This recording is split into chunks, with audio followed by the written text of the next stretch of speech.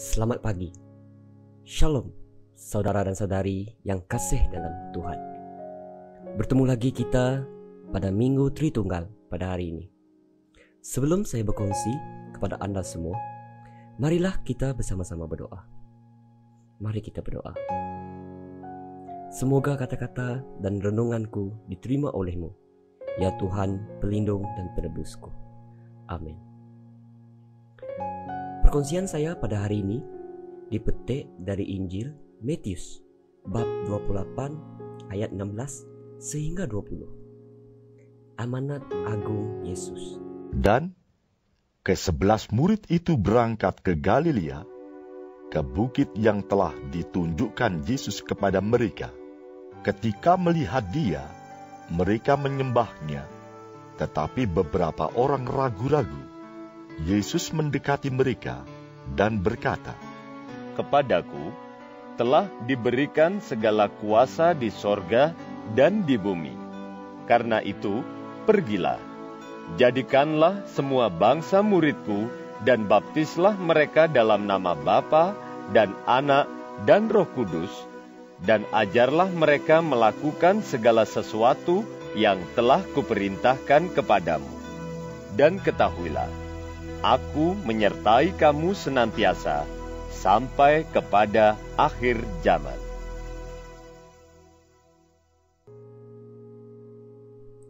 Apa itu amanat agung? Amanat agung adalah perintah yang terakhir Tuhan Yesus setelah berikan kepada murid-muridnya selepas kebangkitannya ke surga. Istilah amanat agung adalah salah satu istilah yang paling terkenal bagi orang Kristian. Walaupun Alkitab tidak pernah mencatat ayat ini secara terang, definisi perkataan amanat agung itu sendiri dapat difahami sebagai perintah ataupun tugas, tetapi bukan sebuah tugas yang kecil. Itulah sebab perkataan agung ditekankan.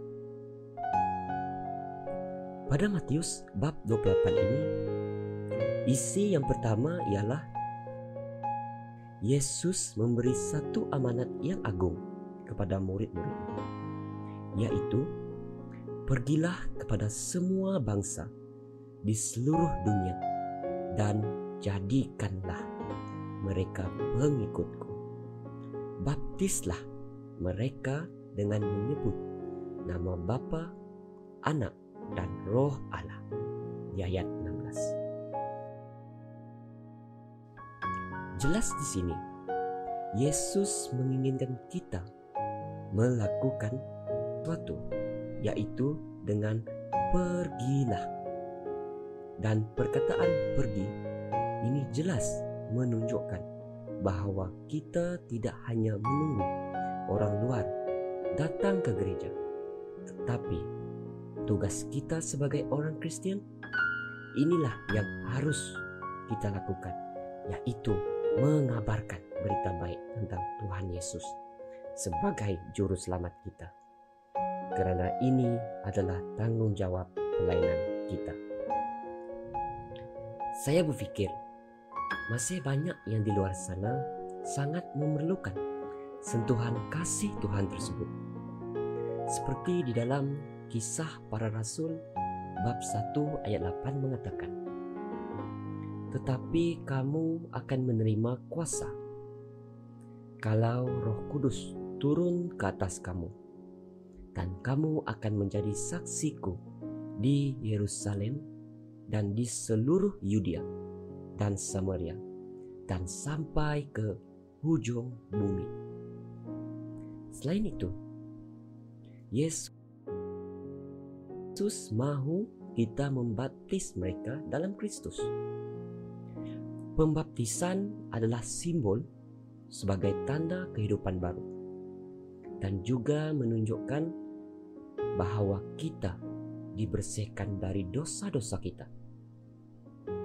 Dengan pembaptisan itu, kita dikubur dengan Kristus dan ikut mati bersama-sama Dia, supaya sebagaimana Kristus dibangkitkan daripada kematian, oleh kuasa Bapa yang mulia, kita pun dapat mengamalkan hidup yang baru.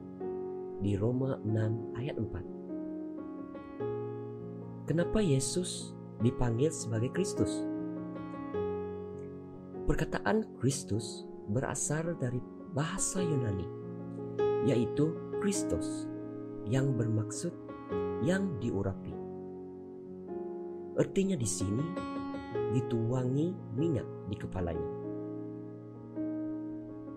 Pengurapan biasa dilakukan di kalangan bangsa Israel sebagai tanda bahwa orang yang diurapi itu mendapatkan jabatan ataupun kedudukan khusus.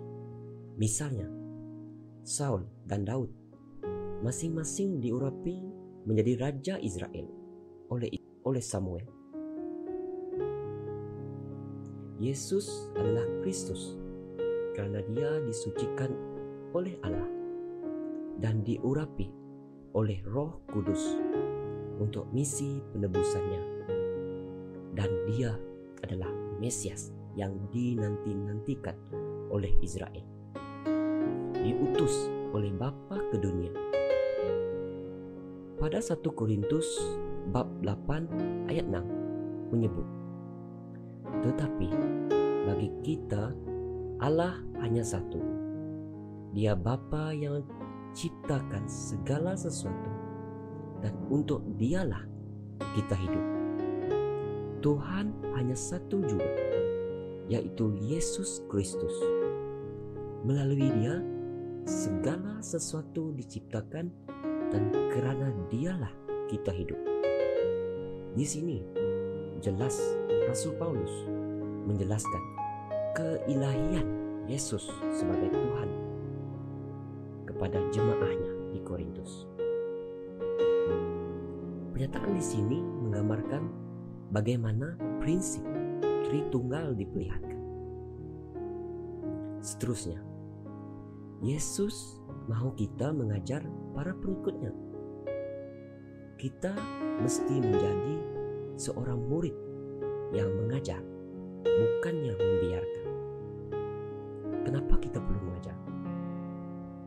Jawabannya ada di 2 Timotius bab 2 ayat 2. Apa yang telah engkau dengar daripadaku di depan banyak saksi, percayakanlah itu kepada orang-orang yang dapat dipercayai, yang juga cakap mengajar orang lain. Yesus juga menyebutkan di sini di ayat 20, yaitu segala sesuatu.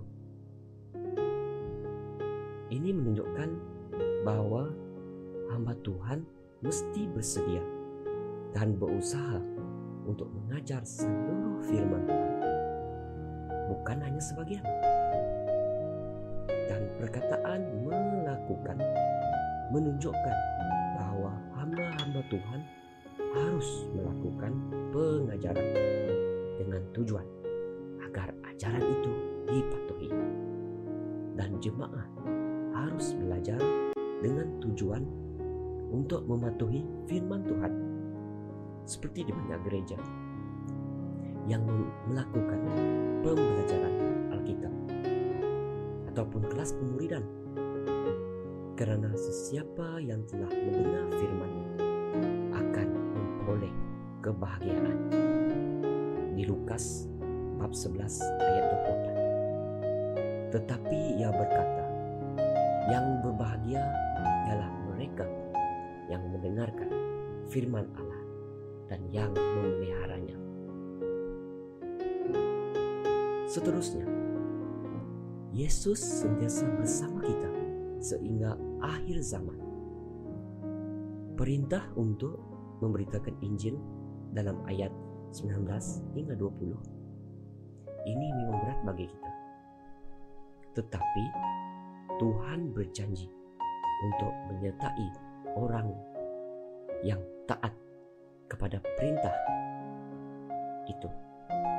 Tetapi janganlah takut, karena Dia sentiasa bersama-sama kita. Aku hendak mengajar dan menunjukkan kepadamu jalan yang harus kau tempuh. Aku hendak memberi nasihat. Mataku tertuju kepadamu. Di Mazmur bab 32 ayat 8. Kita sedar, dalam kita memberitakan Injil, kita harus menyadari bahwa akan ada serangan iblis bagi kita. Tetapi jangan takut, karena Tuhan Yesus beserta kita. Sebab Aku ini Tuhan Allahmu, memegang tangan kananmu dan berkata padamu, jangan takut, Akulah yang menolong engkau. Di Yesaya 41 ayat 13. Tuhan Yesus telah berjanji akan sentiasa bersama kita dalam dunia ini di ayat 20. Dan ketahuilah, Aku menyertai kamu senantiasa sampai pada akhir zaman. Walaupun masa-masa pandemik COVID-19 ini, kita tidak pernah berhenti mengajar ataupun menginjil. Banyak sekali saya mendengar dan melihat orang menggunakan teknologi seperti media sosial untuk menyampaikan dan mengabarkan firman Tuhan. Walaupun gereja ditutup untuk sementara waktu karena PKP sekarang, tetapi firman-Nya tetap berjalan seperti biasa. Haleluya. Gunakanlah teknologi itu dengan betul. Kesimpulannya, Yesus adalah satu-satunya jalan menuju keselamatan. Tiada yang lain. Jadi hari ini, bagaimana kita melakukan amanat agung ini? Adakah kamu menganggap amanat agung ini seagung Yesus? Marilah kita selidiki hati kita, bagaimana kita menerapkan amanat agung di dalam kehidupan kita. Amanat agung bukan sesuatu hal yang ringan. Ia memerlukan kerja keras dan tanggung jawab sebagai orang yang percaya kepada Yesus Kristus. Amanat agung yang kita bawa boleh menyelamatkan jiwa seseorang. Kalau kita lihat di Roma bab 10 ayat 13 hingga 15. Di dalam Alkitab juga tertulis, setiap orang yang berseru kepada Tuhan akan diselamatkan. Tetapi bagaimanakah mereka dapat berseru kepada Tuhan jika mereka belum percaya kepadanya? Bagaimanakah mereka dapat percaya kepadanya jika mereka belum mendengar kabar tentang Dia? Bagaimanakah mereka dapat mendengar perkabaran itu jika tidak ada yang mengisytiharkannya? Bagaimanakah perkabaran ini dapat diisytiharkan jika tidak ada orang yang diutus untuk mengisytiharkannya? Di dalam Alkitab tertulis begini, alangkah baiknya ketibaan orang yang membawa berita baik daripada Allah. Rasul Paulus sedang orang yang membawa kabar baik adalah sesuatu yang indah. Kenapa? Sebab dia akan diselamatkan apabila dia mendengar Injil Yesus Kristus. Jadi, sama-samalah kita merenung. Sudahkah kita menjalankan kewajiban sebagai orang Kristen? Jika belum, sekaranglah masanya. Janganlah kita sama seperti ke-11 murid pada saat itu. Ada beberapa orang yang ragu-ragu, tetapi Tuhan Yesus meyakinkan kita bahwa Ia memiliki segala kuasa di surga dan di bumi. Tugas kita ialah melaksanakan amanat agung ini dan yakin bahwa Tuhan Yesus akan sentiasa menyertai dan menguatkan kita. Pekerjaan seperti ini tidak terikat dengan seorang yang telah ditahbis ataupun seorang padri di gereja. Tetapi pekerjaan ini juga kita boleh lakukan. Memberitakan Injil bukan hanya sekadar pergi menginjil lalu membaptis, tetapi juga harus melakukan pengajaran, yaitu pembinaan bagi warga gereja. Mari kita berdoa. Allah Bapa yang di surga, terima kasih Tuhan atas kebaikan-Mu pada hari ini. Telah memberikan kepada kami sebuah amanat yang cukup berharga bagi kami, yaitu memberitakan perkabaran tentang kerajaan Allah. Kami tahu Engkau memberikan kami kekuatan dalam kami mengabarkan berita baik tentang-Mu. Perlengkapkan kami Tuhan dengan perisai-Mu dan pengetahuan-Mu, supaya kami sendiri tidak lemah dan ragu-ragu, supaya gereja-Mu terus bertumbuh dalam apa jua keadaannya. Guna dan pakailah kami untuk pekerjaan-Mu Tuhan. Jagalah kami dalam setiap percakapan dan kelakuan kami dalam memberitakan tentang-Mu Tuhan. Dan bersama-samalah dengan kami kuasa Roh Kudus-Mu. Dalam nama Yesus kami meminta dan berdoa. Amin. Berjumpa lagi kita di waktu yang lain. Damai Kristus bersama kalian selalu. Bye-bye.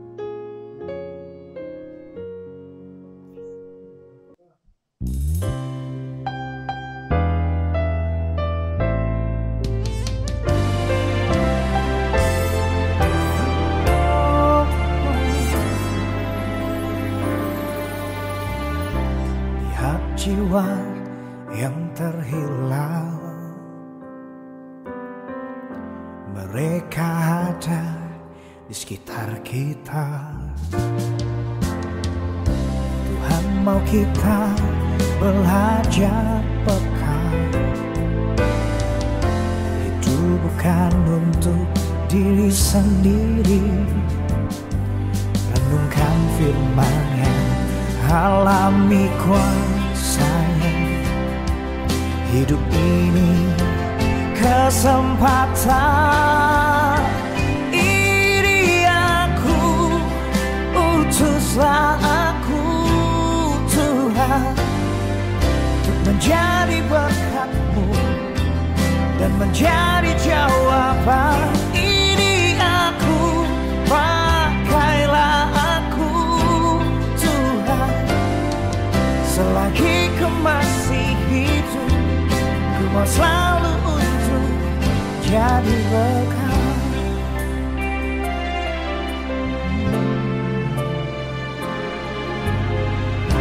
Lihat jiwa yang terhilang,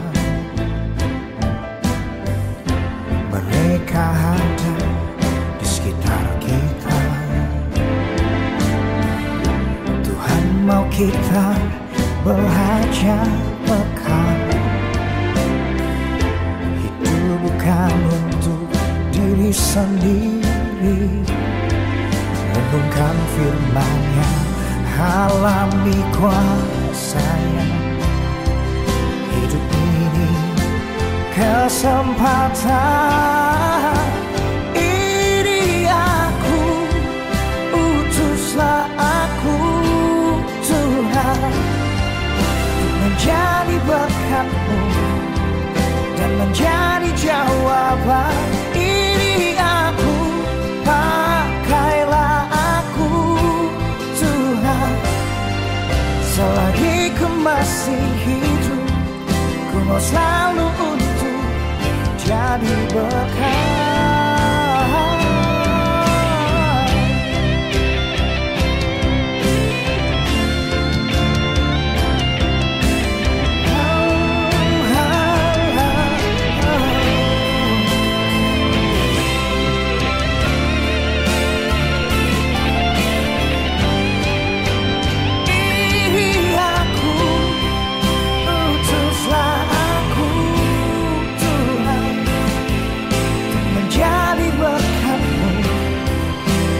Jadi jawaban ini aku, pakailah aku Tuhan.